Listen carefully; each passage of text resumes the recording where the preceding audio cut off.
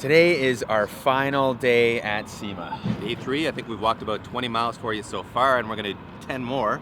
We're going to try. Starting with the Optima Battery Ultimate Street Car Challenge paddock. A whole bunch of badass street cars that are super fast. Yeah, some of the fastest in the country, actually. Yeah, these things are race car fast, but street legal. So we'll show some of these off to you, and then we're going to hit the Wheel and tire haul. Yeah, and go look at some more cars outside on the other side. Yeah, that's right. Might even catch some skids. But first, let's look at a Carrera GT3 RS. Look at these fender vents. Whoa, don't touch it. Sorry. You're not worthy. Sorry, you're right. I'm not worthy.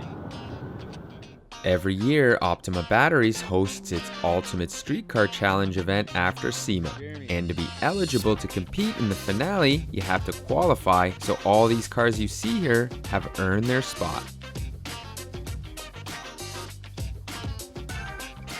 The amount of badass American muscle is staggering. However, our friend John Lazorak runs this completely hand-built LS3 swapped Chrysler Conquest, which we still consider to be an import based on its Mitsubishi roots.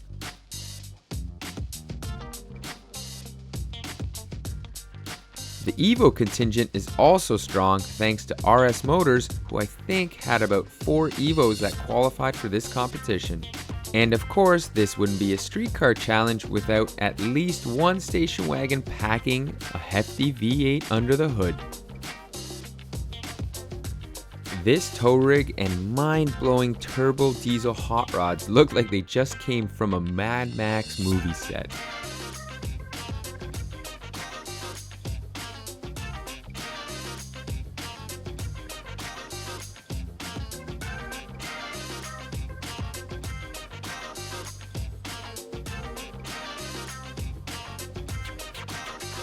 The paintwork, which was meant to look worn and oxidized, was some of the best I've ever seen.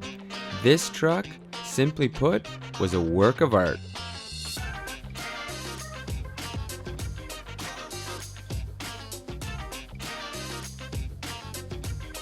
Another extreme looking ride was this rock crawling Jeep that had monster ride height clearance thanks to those massive tires. But let's get back to some more appropriate ride heights and oogle this Porsche 997 GT3 from Evasive Motorsports, sporting some tasty Advan RSD wheels and Voltex wing. The want is high.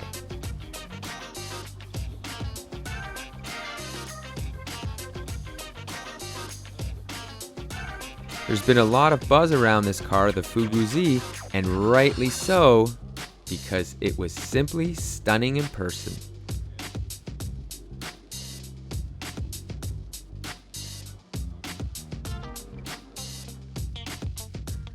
Bulletproof Automotive took a Z4 and built this jaw-dropping GT concept with a whole host of JDM goodies, including a Veris wide body kit.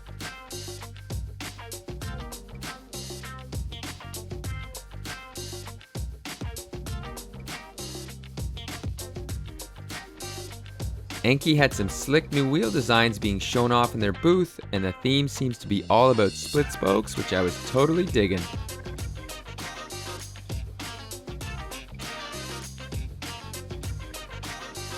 As for Koenig, they too had some new designs which featured concave, low offset wheels, and that's always a good thing in my books.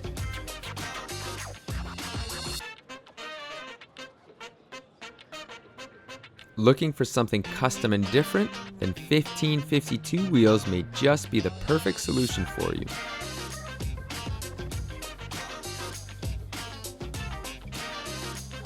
I know I said I wasn't going to feature any models, but when they wave at you, how could I say no to those smiles?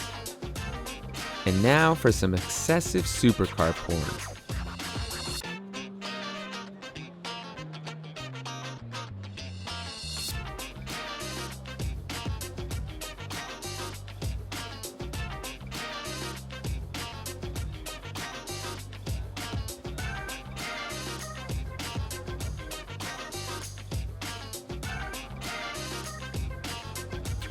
You've got to have some serious coin to play in this market, or Just fake the funk like Dave so eloquently does here.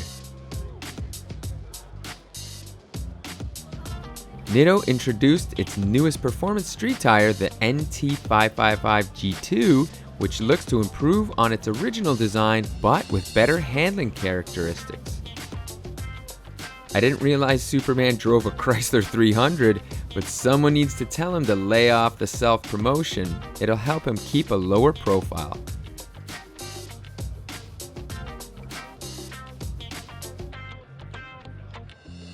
Timberland at SEMA? That seems kinda odd, but when I saw they produce a tire, my mind was officially blown. A bagged Audi isn't that uncommon, but one on TE37 RT wheels and a sleek wide body kit necessitated a closer look. Now that's a big wing. However, it ties in nicely into this Veris wide body kitted M4 that looks fast just sitting there.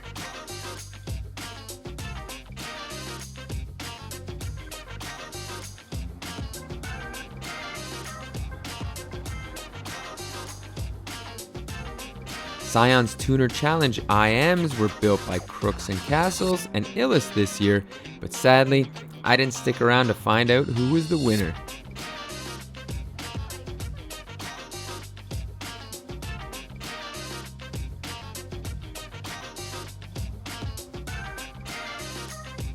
Here's something you don't often see, a Skyline-faced Datsun pickup truck, let alone one built up to this immaculate standard.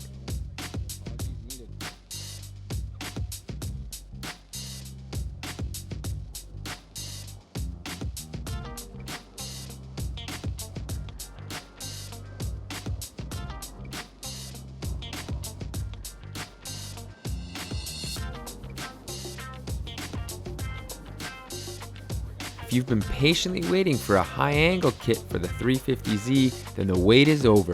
Voodoo Engineering has got you covered.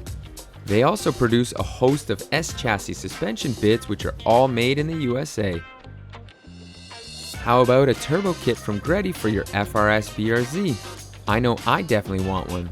Was somewhat surprised to see Greddy promoting older GTR products, but I suppose the market is just about to get bigger with the JDM GTRs being legal to import. I'm not sure if this is Chris Forsberg's FD competition car or not, but all the exposed carbon had me wiping the drool off my face. BBS's custom-colored E88 Motorsports wheel also had me drooling, while their more street-oriented wheels were equally impressive.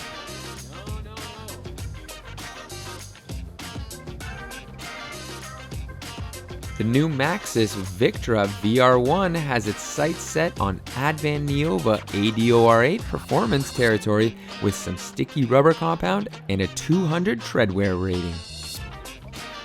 I knew Achilles made high-performance street tires, but racing slicks? That's a new one.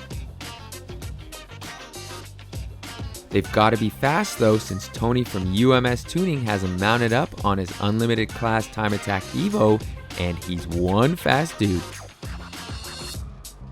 JDM Legends restores imported classic JDM cars to an extremely high standard, and this Ken Mary Skyline was no exception.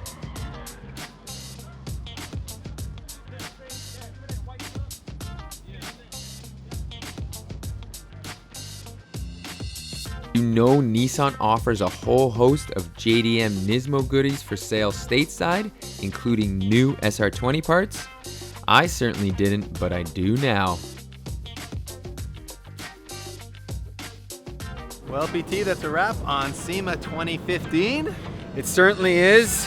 I think we've covered our fair share of the show. Yep. Not all of it, of course, where No. there's only two of us Yeah. and way too many kilometers to travel around here. 3 days is enough. I think my iPhone pedometer was showing 58 miles. Ooh, dang. 58 miles. That's like a road trip for me. It's like some serious marathoning for a dad bod like me. So yeah, 3 days is enough, although there's one more day for the tire kickers, but we're on the red eye home tonight, aren't we? We certainly are, and I think, my takeaway from this show was that, man, it is back. It is. I've never seen so many people here in a long time, and I guess the quality of builds were just exceptional. They really were, yeah. I mean, the Pro Touring stuff is just next level, and we're seeing a lot of import cars being built to that level too now, aren't we?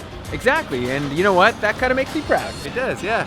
Our scene is maturing, and maybe we're catching up to those hot rodders now, huh? Let's, yeah. I think we are. I think so, yeah. So back to the warm weather in Toronto we go. Freezing in Vegas, which is just weird, but I'm gonna miss it though. yeah. Because we know we've got a lot of cold on the way back home, and here, the opposite's gonna happen. So let's go get us some of those business cards over here from the, the piece of flicking the Oh, cards. that's all you, my friend. I'm staying away from that. We'll have to throw that in the B-roll for the people so they know what we're talking about. You don't need Tinder when you're in Vegas, people. They hand these out at the corner when you're exiting the SEMA show. They're flicking at you like, well, you can't resist the card if I flick it, right? That's I think style. it doesn't deliver. Somehow I'm A thinking, little false advertising in my picking book. this up off the ground, I'm gonna have to go wash my hands now. So yeah, stay classy, Vegas.